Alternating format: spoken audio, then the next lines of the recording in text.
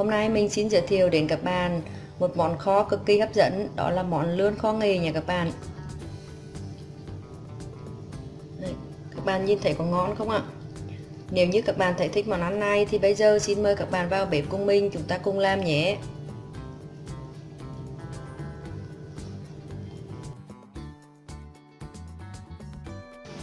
Để làm lươn đồng kho cùng với nghề thì mình đã chuẩn bị các nguyên liệu như sau nha các bạn. Đây là 4 con lươn đồng ạ. Mỗi con khoảng tầm trên dưới 100g nha các bạn. Trong món kho này chúng ta không nên chọn lươn nhỏ quá. Mình sẽ chọn loại con trung bình từ 100 đến hơn 100g là được nha các bạn. Bây giờ thì lươn nuôi rất nhiều, nếu như bạn chọn được lươn đồng là tốt nhất. Thịt lươn sẽ dai và chắc hơn so với lươn nuôi ạ. Phần lươn này đang còn sống, bây giờ mở ra thì nó sẽ bò lung tung, cho nên mình đang buộc chặt trong túi bóng như thế này. Chút nữa mình sẽ hướng dẫn cho các bạn cách làm sạch nhớt lươn. Để làm sạch lươn thì mình cần một ít muối và một quả chanh. Gia vị trong món kho của chúng ta là một quả ớt, một củ nghệ tươi và một ít củ hành tăm, ở miền Nam hay còn gọi là củ nén nha các bạn. Đấy ạ. Một chiếc lá nghệ. Gia vị gồm có đường, hạt nêm, bột tiêu, nước mắm và dầu ăn. Bây giờ thì mình sẽ làm sạch lươn ạ. Mình sẽ cho lươn vào thêm một chiếc túi bóng nữa. Sau đó sẽ cho toàn bộ phần muối vào ạ. Cho muối vào để mặn thì lươn sẽ tự quấy và sạch nhớt nha các bạn. Lưu ý là khi chúng ta cho muối xong chúng ta phải buộc chặt ngay lập tức, không là lươn nó sẽ bò ra ngoài mất đấy các bạn. Mình sẽ cho bên mép này một chút, sau đó mình lại mới tung sang, nếu không các bạn chưa kịp bật thì lươn mặn nó sẽ tung quậy ra đấy. Đấy, mình buộc thật chặt nha các bạn. Cần thiết chúng ta sẽ cho thêm một túi nữa. Rồi. Lươn này đang rất khỏe, buộc thật chặt. Rồi bây giờ mình sẽ lắc cho cái phần muối này đều thì để lươn tự quậy ở trong đó.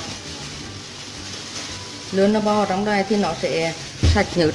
Nếu như các bạn có vôi bột thì các bạn có thể cho vôi bột vào cũng được. Mình thấy ở ngoài chợ người bán lươn thường cho vôi bột vào ạ. Cho vôi bột vào thì nó cũng sạch nhớt và làm cho lươn chết luôn, mà mình không cần phải sử dụng nước nóng nữa.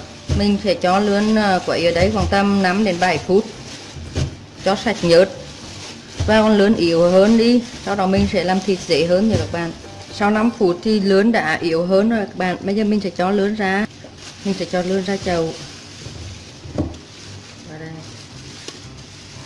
Nó yếu hơn nhưng nó vẫn chưa chết đâu nha các bạn. Mình dùng một chiếc rổ cho lươn vào hoàn toàn vào trong chiếc rổ này ạ. Giữ chặt rổ và cho nước nóng vào nha các bạn.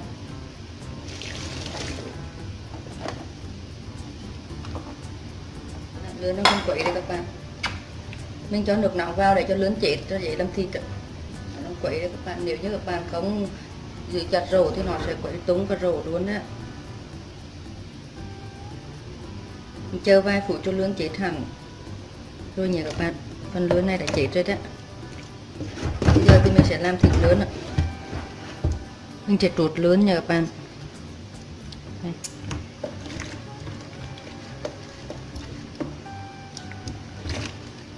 Các bạn có thể dùng một chiếc dẻ rửa bát và để trút cái phần nhớt ở phía bên ngoài này cho nó sạch ạ. Nhưng chúng ta cho quậy như thế này là cũng đã sạch rất nhiều rồi. Trút dưới vòi nước thật sạch nha các bạn.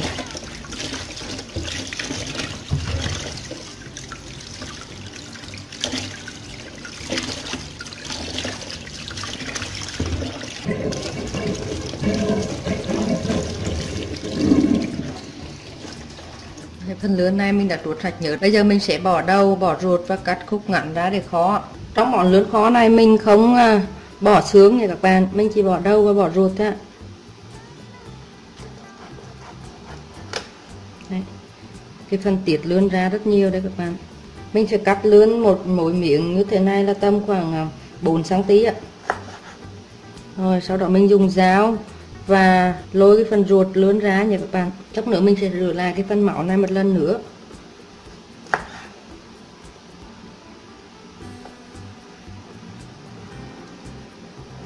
Đây các bạn.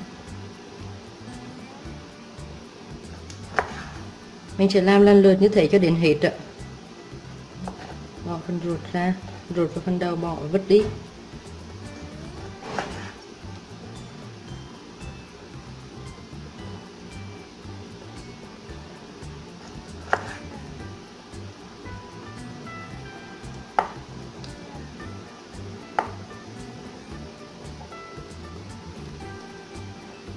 Phần lươn sau khi đã cắt khúc vừa ăn và lấy hết ruột thì bây giờ mình lại tiếp tục cho muối và chanh vào để rửa lại một lần nữa cho sạch cái máu tanh này nhé các bạn.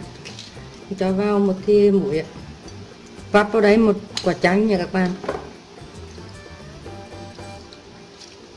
Chúng ta sẽ bọt rửa sạch nhé các bạn. Phần lươn này đã sạch nhớt và sạch máu rồi ạ. Bây giờ mình sẽ ướp gia vị. Nghệ và hành tăm thì mình đã giã nhỏ ra. Nếu như các bạn không thích ăn cái phần xác này thì chúng ta sẽ lỏng và lấy nước ạ. Hôm nay mình sẽ cho nguyên cả cái phần xác nghệ và hành này vào để ướp cùng ạ.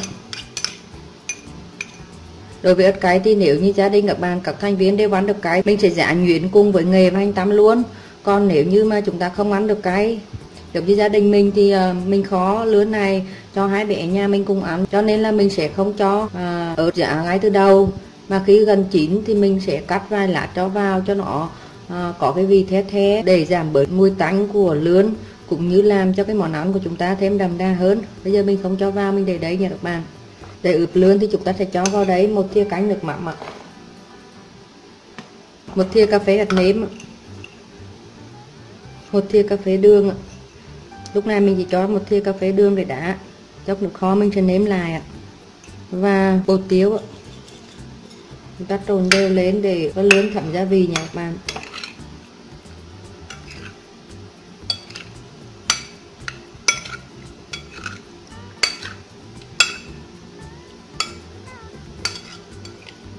Trong món ăn này, cái vị nổi bật của nó là cái vị nồng của nghệ nha các bạn, cho nên là mình sẽ cho nhiều nghệ để át đi cái mùi tanh của lươn ạ. Nếu như các bạn có thời gian, các bạn ướp khoảng 1 giờ đồng hồ ạ. Nếu không có thời gian thì chúng ta ướp khoảng 30 phút ạ. Đối với các cái món kho thì các bạn lưu ý là chúng ta ướp thời gian càng lâu thì khi món kho chúng ta sẽ càng săn chắc và càng đậm đà hơn ạ. Mình để đấy khoảng 1 giờ nha các bạn, sau đó mình sẽ quay lại hướng dẫn tiếp cho các bạn.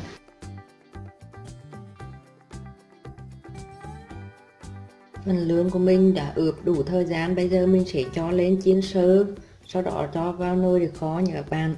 Các bạn có thể cho lươn kho trong nồi sứ hoặc là cho vào nồi đất. Đây mình sẽ cho vào nồi đất này để kho.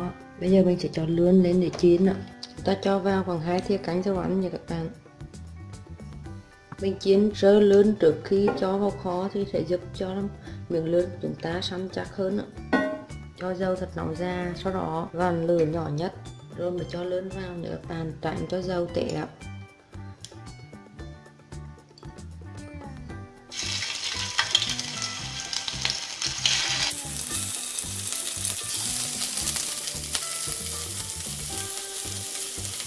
Chơi cho một mặt xong lại, sau đó mình sẽ lật sang mặt còn lại. Đây chúng ta chỉ chiên sơ chứ không chiên vàng giòn nữa các bạn.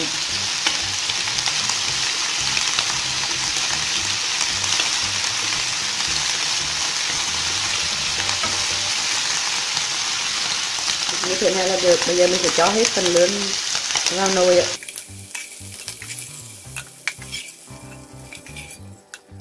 Hình như các bạn, mình để nguyên phần dầu mỡ này và cho cái phần nghệ và hành tăm ở trong này vào để phi thơm lên nha các bạn.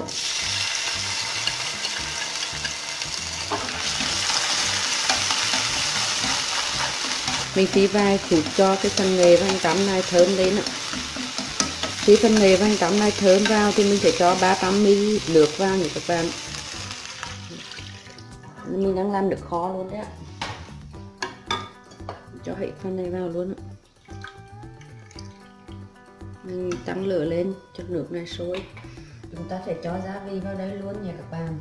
Mình sẽ cho vào đây 1 thìa canh nước mắm đây ạ. 1 thìa cà phê hạt nêm ạ, 2 thìa cà phê đường ạ, ít bột tiêu ạ. Mình nấu cho phần nước này sôi bùng lên ạ, sau đó mình sẽ cho vào sôi rồi nha các bạn và tắt bếp đấy ạ. Mình sẽ sửa lại phần lươn này, xếp lại cho nó ngay ngắn nó trong nồi ạ. Cho toàn bộ cái phần nước kho này vào nha các bạn.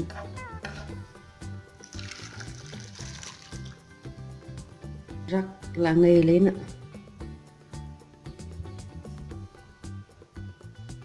Bây giờ thì chúng ta sẽ bắt nồi lớn lên bếp và kho liu riu ạ. Lúc đầu mình sẽ để lửa lớn cho cái nồi lớn của chúng ta sôi bùng lên ạ. Khi nồi lớn của chúng ta đã sôi bùng như thế này thì mình sẽ giảm lửa trung bình nha các bạn và đậy nắp nồi lại để kho. Đậy nắp nồi lại rồi kho. Chúng ta sẽ kho khoảng tầm 10 phút rồi mình sẽ kiểm tra nha các bạn. Sau 10 phút kho bây giờ mình kiểm tra nước cá nha các bạn. Hấp dẫn quá các bạn.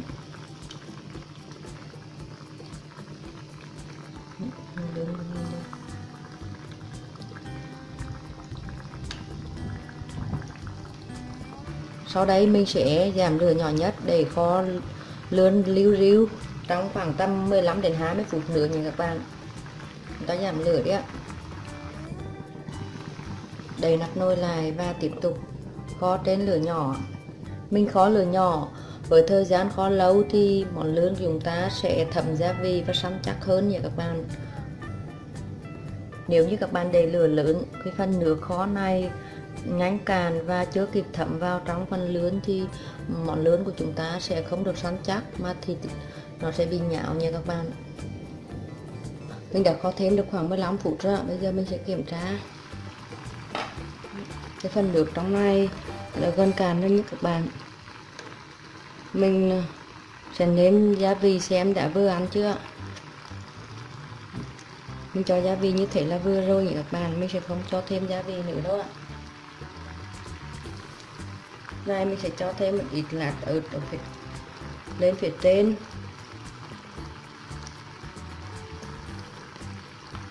Phần ớt cho sau này nó chỉ làm cho món lươn kho chúng ta hơi cay cay the the chứ không cay lắm, cho nên trẻ con vẫn ăn được nha các bạn.